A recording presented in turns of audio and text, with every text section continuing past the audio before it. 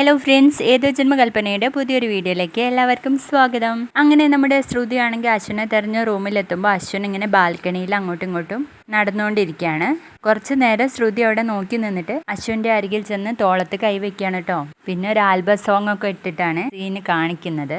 ശ്രുതിയും അശ്വിനും കുറച്ചു നേരം കണ്ണിലേക്ക് നോക്കിയിട്ട് പിന്നെ അങ്ങ് കെട്ടിപ്പിടിക്കുകയാണ് കേട്ടോ. എന്നിട്ട് അശ്വിൻ പറയും, നീ വിഷമിക്കേണ്ട ശ്രുതി, ഒക്കെ ശരിയാവും എന്ന് പറഞ്ഞ് വീണ്ടും ചേർത്ത് പിടിക്കുകയാണേ. പിന്നെ ഒന്നും നോക്കിയില്ല, അങ്ങ് എടുത്ത് പൊക്കുകയാണ് കേട്ടോ. അതൊക്കെ കഴിഞ്ഞ് നമ്മുടെ അശ്വിനാണെങ്കിൽ അഞ്ജലിയെ തെരഞ്ഞ റൂമിലെത്തുമ്പോൾ അവിടെ ഒന്നും കാണുന്നുണ്ടാവില്ല കേട്ടോ. പിന്നീട് ചെന്ന് നോക്കുമ്പോൾ മുത്തശ്ശിയുടെ മടിയിൽ ഇങ്ങനെ കിടക്കുന്നതായിട്ട് കാണിക്കുന്നുണ്ട്. മുത്തശ്ശി മിണ്ടാതെ വാ എന്ന് പറയണേ. എന്നിട്ട് അഞ്ജലിയെ അവിടെ കിടത്തിയിട്ട് മുത്തശ്ശി ചെന്ന് പറയുന്നുണ്ട്, എന്ത് ചെയ്യാനാ കുഞ്ഞാ, പ്രാണനെ പോലെ സ്നേഹിച്ച ഒരുത്തനാണല്ലോ ഇങ്ങനെയൊക്കെ ചെയ്തത്. എങ്കിലും നമ്മുടെ കുടുംബത്തിലെ ഒരു കുട്ടിക്ക് ഈ ഗതി വന്നല്ലോ, അവൾ ഏതായാലും ഇവിടെ കിടക്കട്ടെ എന്ന് പറയണേ. അങ്ങനെ അശ്വിൻ അവിടെ നിന്ന് പോവാണ്.